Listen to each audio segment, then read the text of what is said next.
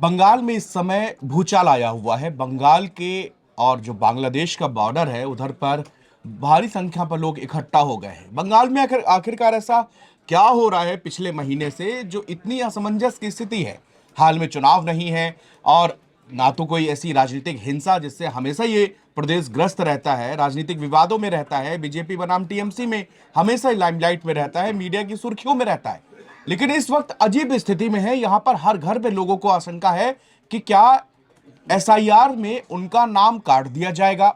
Special intensive revision ये एक ऐसा शब्द है जो इसी साल के शुरुआत में जब बिहार में शुरुआत हुई तब लाइमलाइट में आया। उसके बाद बिहार में राजनीतिक बवाल मचा, तमाम पार्टियों ने विरोध किया, लेकिन एसआईआर संपन्न कराया गया। चुनाव आयोग की यह नियमित प्रक्रिया है जो कि अपने समय से चली आ रही है। पश्चिम बंगाल में लास्ट टाइम 2002 में एसआईआर कराया गया था। अब फिर से एसआईआर 4 नवंबर से दिनेश जी शुरू हो चुका है। जी। बवाल यह है कि लोगों को डर है और जो लोगों के पास में जो बांग्लादेश बॉर्डर से पार करके आए थे हिंदुस्तान, घुसपैठिया जिसको कहा जाता है, वो लोग भाग रहे हैं क्योंकि उनके पास कोई डॉक्यूमेंट और वो इंडिया के सिटीजन है ही नहीं। जी। अब लेकिन जिनके पास कागजात हैं उनको डरने की कोई फिक्र नहीं, क्योंकि चुनाव आयोग ने साफ कहा है कि 2002 की वोटर लिस्ट में जिनके नाम है या जिनके माता पिता का भी नाम है उनको कोई अतिरिक्त दस्तावेज नहीं देना है, इसके अलावा दस्तावेज देने हैं। लेकिन यहाँ पर एक समुदाय है जिसकी चर्चा जो है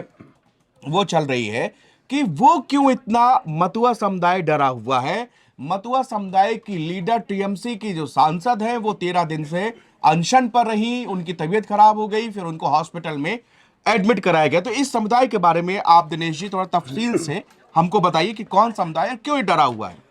देखिए, मतुआ समुदाय बंगाल का बंगाल का क्या कहिए कि पहले पूर्वी बांग्लादेश का जो हिस्सा था पाकिस्तान का हुआ करता था, उसमें ये लोग रहा करते थे। तो फिर जब बंटवारा हुआ तो बंटवारे के दौरान 1947 के दौरान बंटवारे के दौरान कुछ लोग धार्मिक उत्पीड़न की वजह से, कुछ लोग सामाजिक उत्पीड़न की वजह से ये पश्चिम बंगाल के इलाकों में आ गए। और जब 71 का युद्ध हुआ तो भी ये बड़ी संख्या में सीमा पार करके यहाँ आए।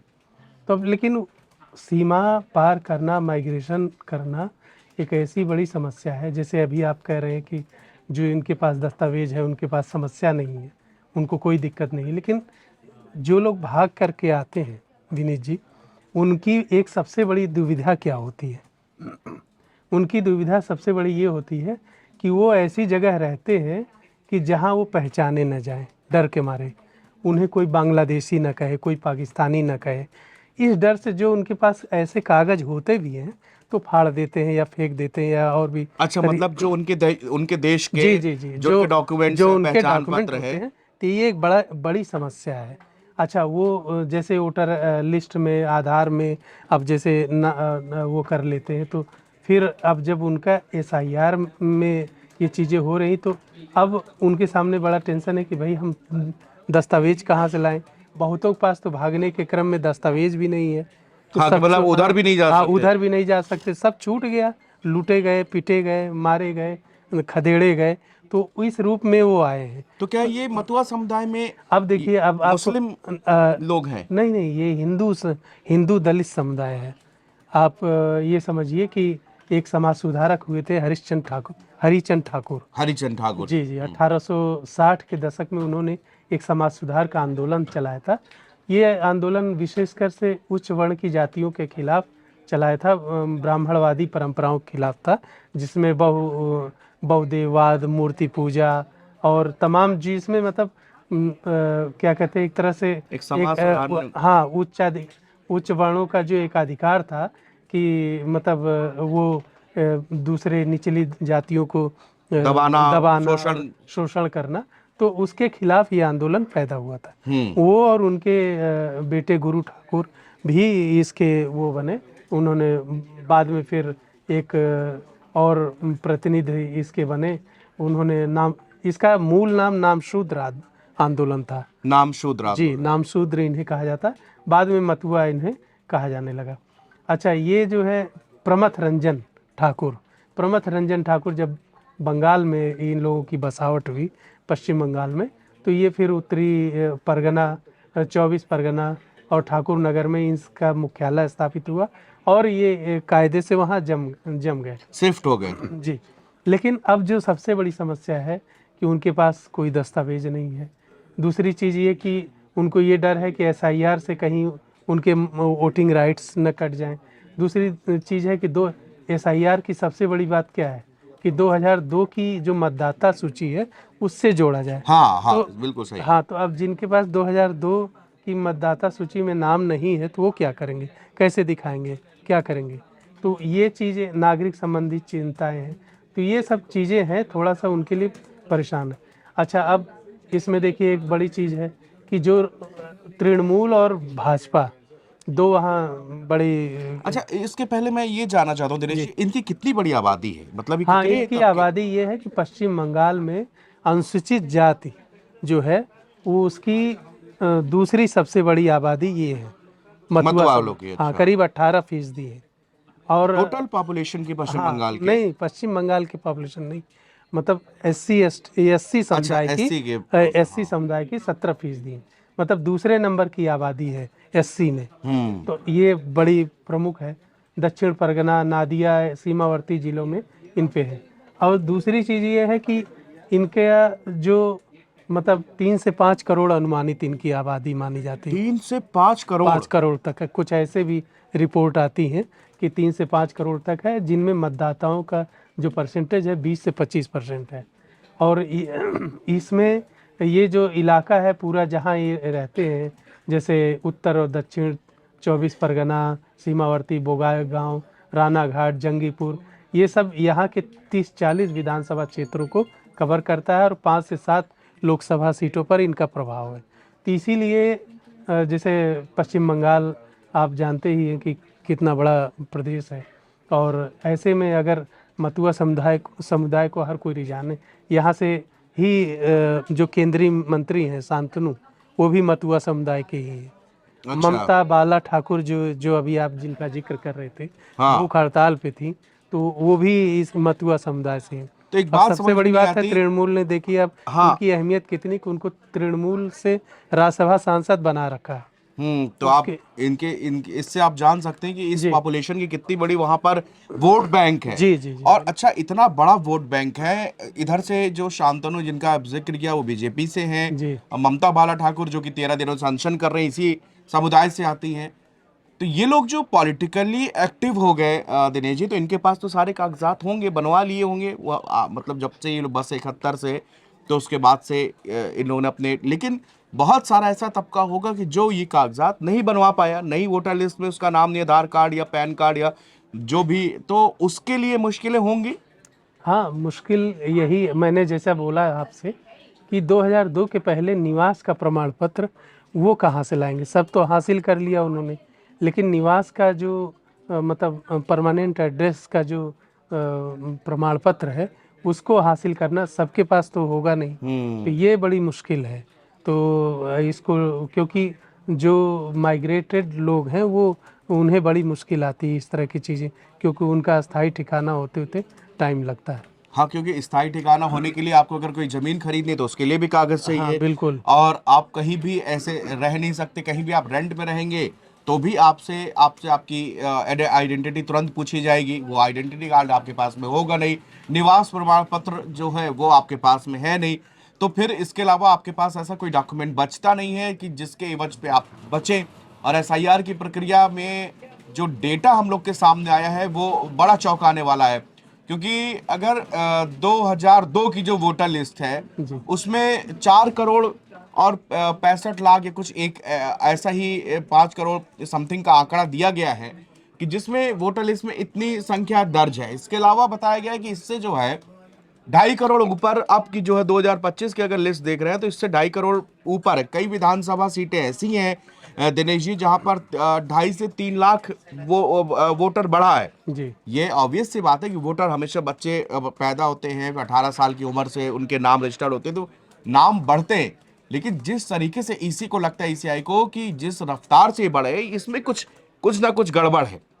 हाँ, जो माइग्रेशन में सबसे बड़ी चीज़ जैसे रोहिंग्या का आना, या जो बांग्लादेशी लोग हैं आ रहे हैं घुसपैठ के लिए, जो घुसपैठिए हैं उनकी पहचान करना ज़रूरी है, लेकिन जो मतलब बरसों से वहाँ रह रहा है, जैसे सन 71 से या 47 से जो रह रहा है, जिनके पास कागजात नहीं है, तो ऐसे लोगों के जैसे रेड जोन में डाल दिया जाता है, फिर उन्हें बाहर भी किया जा सकता है। लेकिन इसके लिए सरकार को एक सिस्टम बनाना पड़ेगा कि कहीं न कहीं से उनको जैसे वैलिडेशन के लिए कुछ देना पड़ेगा, ढील देनी पड़ेगी। बाकी सबको आप एक ही तराजू में नहीं तौल सकते कि क्योंकि जो घुसपैठिए हैं और रोहिंग्या है या फिर और जिनके बांग्लादेशी हैं, तो उनको हमें देखना पड़ेगा कि वो असल में कौन है, कब आए हैं, उनके मतलब अब हमें अगर 2002 के बाद जो लोग आए हैं तेज़ी से, जैसे इधर माइग्रेशन हुआ इस तरह के जो घुसपैठिए लोगों की, तो उनकी भी पहचान, उनके लिंक देखने पड़ेंगे, उनके डेटाबेस खंगालने पड़ेंगे। बड़ा काम है ये बड़ा काम है क्योंकि ये सुरक्षा से जुड़ा हुआ भी मामला है।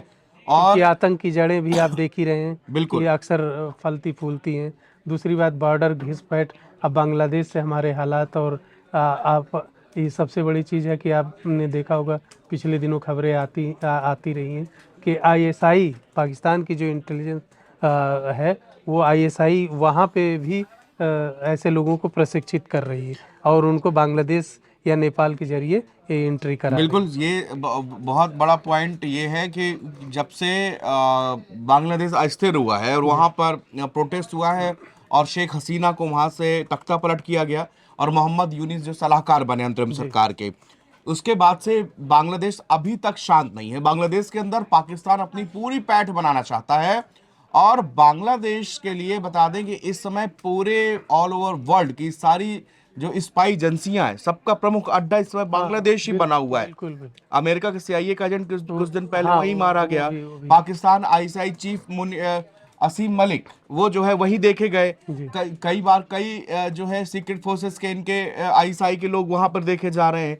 इसका मतलब है कि वो बांग्लादेश की धरती का जो कि अशांत धरती है उसका इस्तेमाल भारत के लिए या किसी दूसरे के लिए, लेकिन वहां पर उस धरती का इस्तेमाल हाँ, किया सबसे जा रहा बड़ी है। बात देखिए, पड़ोसी हमारे सबसे करीब होते हैं, लेकिन पड़ोसी ही सबसे खतरनाक दुश्मन भी हो जाते हैं, क्योंकि पड़ोसी को सारा कुछ पता होता है, कहाँ से एंट्री करनी है, क्या कमजोरी है, क्या हमारी मजबूती है, सब कुछ पता होता है। तो ऐसे में हमें तो अलर्ट रहना ही रहना, चाहे वो बॉर्डर हो, चाहे बॉर्डर के अंदर जो लोग घुसपैठ करके आ रहे हैं उनके प्रति। तो हमारे कहावत भी कही जाती है, घर का भेदी लंका ढाई। जी बिल्कुल। क्योंकि उसको हर चीज का अंदाजा होता है, उसको हर चीज का पता होता है। और यही है कि भारत का जो अभिन्न मित्र था शेख हसीना के टेन्योर तक बांग्लादेश में, अभी हमारे रिश्ते भी उससे तल्ख चल रहे हैं। वहाँ पर हिंदू समाज के साथ में बहुत सारी ज्यादती की गई, हिंसा की गई, उसकी सारी रिपोर्ट्स आती रही। और अब बंगाल में जबकि एसआईआर के मुद्दा चल रहा है, 4 नवंबर से ये चालू हो चुका है। बीएलओ घर घर जाके दरवाजा खटखटा के आपको एप्लीकेशन फॉर्म दे रहे हैं। फॉर्म फिल करने की लास्ट डेट भी नजदीक आ गई, आपको फॉर्म सबमिट होंगे। चुनाव आयोग का कहना है कि अपना काम हमने 99% पूरा कर लिया है, 1% आने वाले 1-2 दिनों में हो जाएगा। मतलब कि फॉर्म सबको दे दिए गए हैं, अब जमा करके कलेक्ट करने की स्थिति में है। दूसरी तरफ बंगाल के अंदर जो है वो भगदड़ जैसी स्थिति है। जिनके पास कागजात नहीं है वो जानते हैं कि अब हम कानूनी कार्रवाई में फंस सकते हैं। दूसरी ओर अगर हम राजनीति की बात करें तो यहाँ पर ममता बनर्जी जो है खुलकर सामने है और बार बार वो कह रही है कि इलेक्शन कमीशन की इस प्रैक्टिस के कारण अब तक 28 लोगों की जान जा चुकी है बांग्लादेश के अंदर। उनका दावा है इलेक्शन कमीशन से, वो कह रही है कि अगर और ज्यादा जो है कीमती जाने ना जाए, इसके लिए तुरंत जो है एसआईआर को बंद करवा दें। बहुत बहुत शुक्रिया नवभारत टाइम्स के साथ में जुड़ने के लिए। हमारे साथ दिनेश मिश्रा थे जिन्होंने ये पूरा इस समुदाय पर अपनी एक डिटेल एक्सप्लेनर जो है नवभारत टाइम्स पर वेबसाइट पर जाकर लिखा है। आप इसको तफसील से पढ़ सकते हैं। ये जानकारी आपको आपकी जानकारी को बढ़ाएगी, क्योंकि ये एक ऐसा समुदाय जो कि दबाया हुआ, शोषित किया हुआ, जिसके साथ में शोषण हुआ, भाग के लोगों ने शरण ली और आज इनके ऊपर ये है, इनके पास डॉक्यूमेंट अगर नहीं होते तो क्या सरकार इतने बड़े लेवल पे, और ये हिंदू शरणार्थी हैं, तो इनके खिलाफ क्या एक्शन लिया जा सकता है या फिर सरकार कोई ढिलाई बरतेगी। अधिक जानकारी के लिए नवभारत टाइम्स के साथ में जुड़े रहिएगा। मुझे यानी विनीत त्रिपाठी और मेरे वरिष्ठ सहयोगी दिनेश मिश्रा को यहां पर इजाजत दीजिए, फिर आपके साथ हाजिर होंगे। नमस्कार। नमस्कार।